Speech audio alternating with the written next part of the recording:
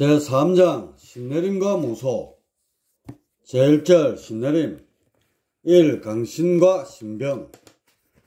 무당에는 신이 내려서 되는 강신무와 조상 대대로 이어져 내려오는 세습무로 분류되는데, 신내림은 강신무가 지닌 특징이라 할 수 있다.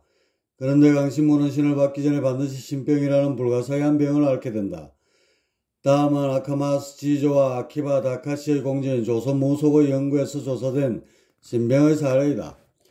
여성 출신으로 현재 덕물산에 거주하고 있는 47세 된 한 모녀의 이야기다. 그녀의 어머니는 모녀가 아니었지만 그녀 자신은 무당의 아들에게 시집을 갔다. 15세 되던 어느 날 시어머니의 굿을 온지를 구경하고 피곤하여 일찍 잠자리에 들었다. 그런데 꿈속에서 그 굿을 다시 보게 되었다. 무시무시한 인상을 한 사람이 나타나서는 신전에 바친 소의 머리를 들고 집 안으로 들어오더니 엿을 지붕 위로 던지고 다시 내려서 소의 머리 한가운데 커다란 구멍을 뚫었다. 그리고 그것을 그녀의 머리에 씌워주었다. 이런 소름 끼치는 꿈을 꾸고는 그날부터 시름시름 앓기 시작했다. 다음날 아침 얼굴이 팽팽 부어 몰라볼 정도가 되었고 아무것도 먹지 못하고 끓인 죽만 마셨다.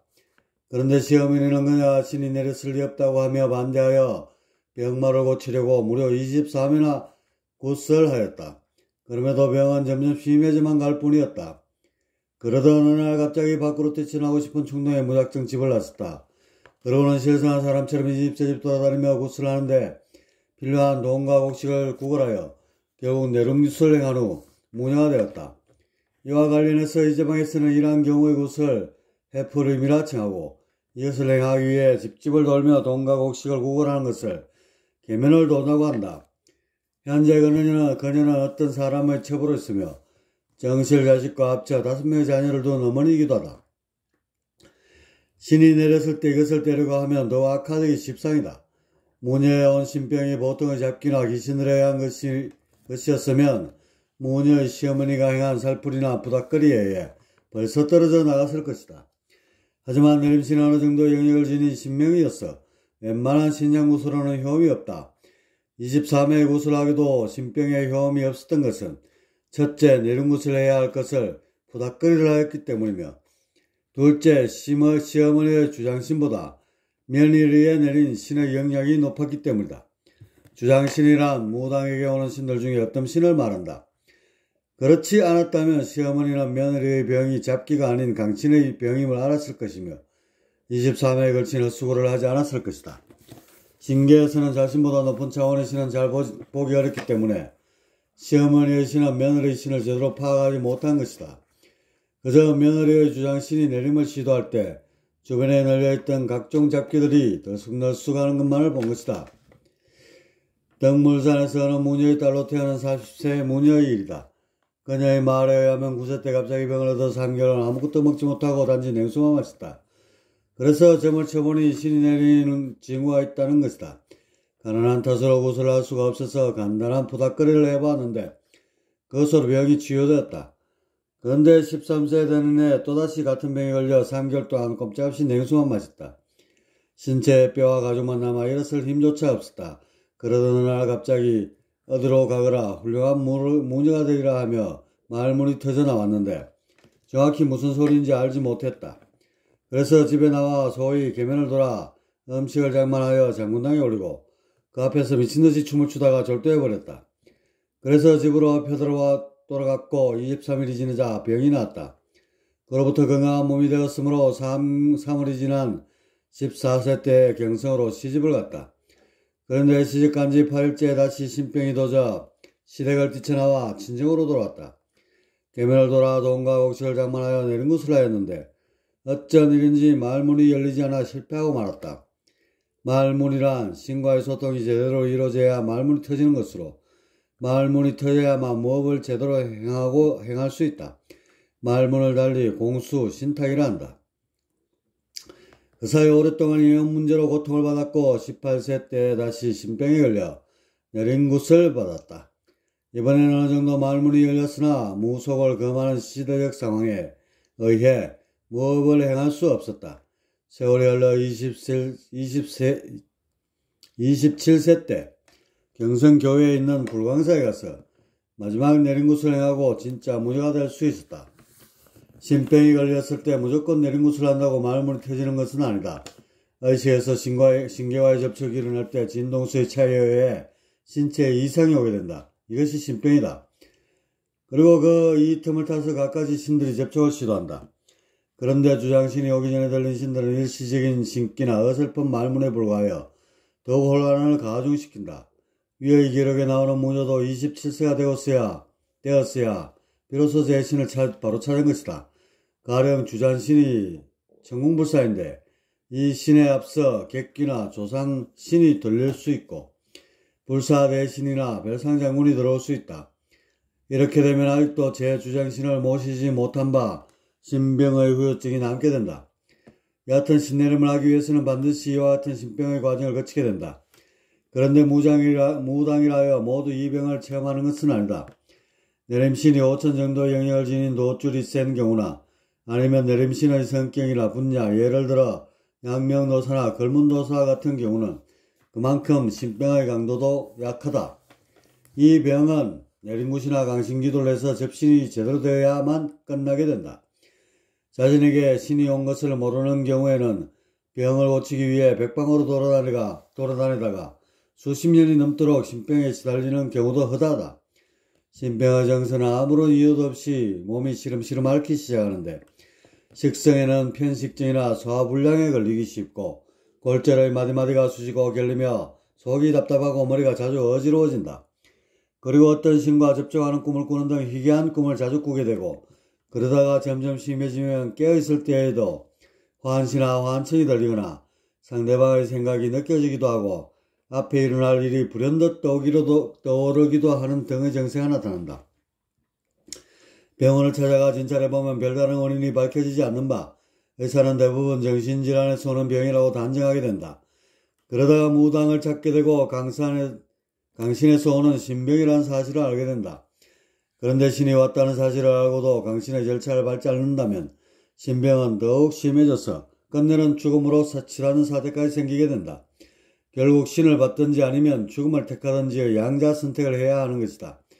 이것은 종교에 매달린다고 해결될 문제가 아닌 것으로 일단 강신이 시작되면 막을 도리가 없게 된다.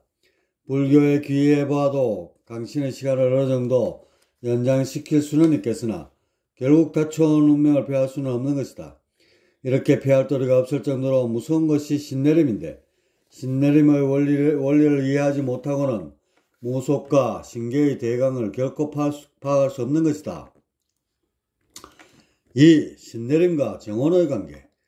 인간의 정신작용은 지정의 세 반응으로 이루어지는데 인간이 죽게 되면 전기가 트짐에 따라 지적 작용이 현저하게 감소하게 된다. 정보를 붙들어 매고 그것을 활용하여 판단을 내리는 주체는 당연히 신이지만 이것을 가능케 하기 위해서는 반드시 정으로서 길을 잡아야 하는 것인 바 지적 작용은 정에 달렸다 해도 과언이 아니다.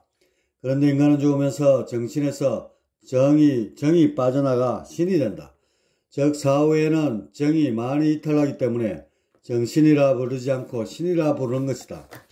그리고 신의 지적 작용은 생존 시의 정신에 비해 감소하게 되어 마치 꿈을 꾸는 것과 같이 몽롱한 상태에서 반응하게 된다. 이렇게 신은 지정에 의해서 정이 위주가 되는 바 이를 정원이라 부른다. 정원이기 때문에 무속도 종교도 존재할 수 있는 것으로 이것이 바로 신의 가장 뚜렷한 특징이라 할 수 있다.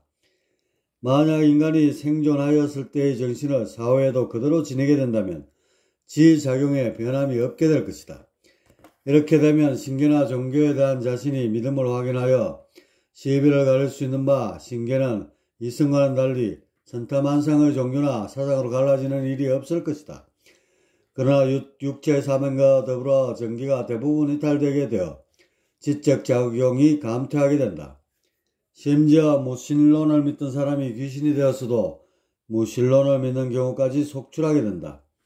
이렇게 한 번 믿은 신앙을 죽어서 그 진위가 드러나도 변치 않는 경우가 다반사인 바 이런 이유로 인해 신계에서도 무수한 종교가 난무하고 또한 끊임없이 생겨나는 것이다.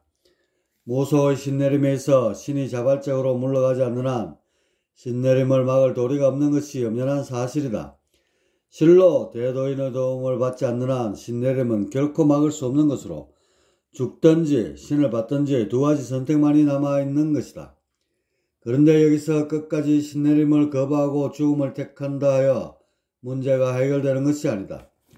신내림을 강요하던 신은 또 다른 친지나 자손에게부터 강신을 요구하게 되거나 어떤 경우는 화풀이로 3대 이르기까지 집안을 망하게 하고 사라지는 신도 있다. 이렇게 신의 접신에 대한 욕구는 매우 강성하고 그 신벌이 가혹하기 그지없어 인간이 거부하는 것은 실로 불가항력이 아닐 수 없다. 그런데 대부분의 경우는 은연중 이미 정신에 침투하여 부지불식간 접신이 된다. 유독 신내림을 눈치채고 이를 완강히 거부하는 경우가 있을 때만 신과 인간과의 처절한 투쟁이 생겨나는 것이다. 신의 뜻을 제대로 따르게 되면 평생 동안 큰 걱정 없이 지낼 수 있지만 어길 경우는 이와 같이 가혹하기 그지없는 신벌을 받게 된다. 그런데 기막힌 사실은 신내림의 대부분이 조상신이 위주가 된다는 것이다. 이렇게 가혹한 신벌에 견디다 못해 접신을 받게 된 무녀가 늙어 죽을 때가 되어 자신의 딸을 불러놓고 내가 마지못해 돌아가신 할머니를 모시고 평생을 이렇게 살아왔으나 이것은 나의 대로서 끝날 것이니 너는 평범하게 살거라 하고 죽어서 딸이나 다른 자손에게는 강신을 하지 않을 것을 다짐한다. 할머니 신을 받지 않으려고 완강히 거부하다가 모진 신벌에 의해 처절한 고통을 맛보고 끝내 죽음을 택할 수 없어 신을 받게 되었던 무녀. 이제 임종을 앞두고 사랑하는 딸에게 이런 삶을 되풀이시키지 않겠다는 어머니의 다짐인 것이다. 그러나 죽어서 신이 되었을 때 그 약속은 모래성이 허물어지듯 사라지고 다시 딸이나 자손에게 강신을 요구하게 되며 이를 어길 신은 사랑하는 딸이라 할지라도 가혹한 신벌을 내려 폐인이나 죽음으로까지 몰고 가는 것이다. 살아있을 때의 어머니의 심정을 고안한다면 어머니가 딸을 위해 죽을 수도 있을 만큼 지대한 사랑이 있었음인데 죽어서는 신을 받지 않는다 하여 딸을 죽음으로까지 몰고 가려 한다는 것은 참으로 기이한 일이 아닐 수 없는 것이다. 무속의 세계를 보는데 본인이 접신을 원하거나 강신에 그다지 거부함이 없으면 내림신과의 마찰은 생기지 않으며 따라서 신병도 그저 미약할 따름이다. 그러나 이를 거부하려는 의지가 강할 때에는 예외 없이 신과의 처절한 투쟁이 불가피하게 되는데 대부분 신의 승리로 끝나게 된다. 이런 신내림은 원시시대부터 오늘에 이르기까지 동서를 막론하고 끊임없이 계속되어 온 것으로 이는 바로 귀신이나 신명의 성질이 정원으로 되어 있다는 사실에 기인하는 것이다. 다시 말해 이성에서의 지적작용을 저성으로 그대로 가져갈 수만 있다면 이성적 판단이 살아있어 자신의 한이나 욕구를 자제할 수 있을 것이다. 이성에서는 육신을 통해 정을 흡기하기에 수월하여 신과 정이 일체된 정신의 상태에 있지만 죽으면서는 대부분의 정이 이탈하여 신만이 남게 된다. 정보를 모으고 활용하여 지적 반응을 할 수 있는 것이 바로 정의 도움으로 가능한 것인데 정의 결핍은 곧 지의 감소를 불러오고 결국 정적 위주로 반응하는 정원이 되고 마는 것이다. 이렇게 사후에 정원이 되었을 때 잠재의식에서 발견하는 인사에 관여하려는 욕구와 나 위주로만 반응하는 아집의 성향이 발달되어 결국은 사랑하던 딸에게까지 모질게 강신을 요구하는 기막힌 일이 발생하게 되는 것이다. 그렇기 때문에 무속의 신내림은 수천인 년이 흐르는 사이에도 변함없이 지속될 수 있었던 것으로 이는 스님의 성질이 곧 정원으로 되어 있다는 점에 기인하는 것이다. 그런데 모든 신이 정원이 되는 것도 아니다. 살아서 도업 공부를 하여 정기를 공고히 한 사람이나 학문이나 사상에 열중하여 정신개발이 어느 정도 이루어져 있는 사람은 죽어서도 자신의 정신을 보존할 수 있게 된다. 다시 말해 이성에서 자신의 정신을 총명하고 또렷하게 만든 사람은 죽어서도 정신에서 정이 흩어지는 것을 방지할 수 있는 바 다른 정원들이 꿈과 같이 몽롱한 상태에서 반응하는 것에 비해 이성과 똑같은 의식으로 반응할 수 있는 것이다. 이렇게 정신을 얼마만큼 보존할 수 있는가에 따라서 영계의 차원이 결정되는 것이다. 가령 삼천의 귀신은 전기가 빈약하여 오직 정오만으로 되어 있고, 사천의 신명은 삼천의 귀신에 비해 전기가 좀 더 공고하여 한량의 높은 차원에 존재한다.